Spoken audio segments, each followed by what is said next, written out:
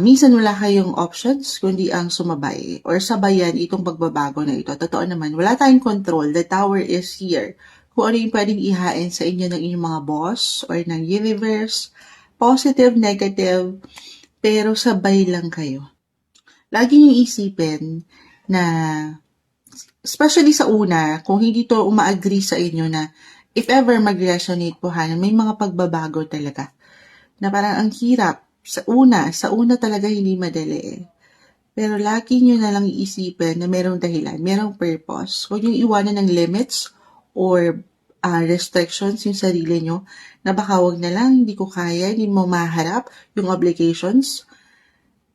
Kasi baka guys, may dahilan. Maaring inilalayo kayo niyan sa isang punto ng sitwasyon sa inyong buhay na hindi magaan.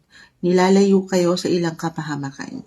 So, huwag niyong pipigilan kung ano man yung inihahain sa inyo ng someone na katataas or ayan, kung ano yung opportunities na ibigay sa inyo ng universe. Wala tayong options, kundi ang patuloy na sumabay.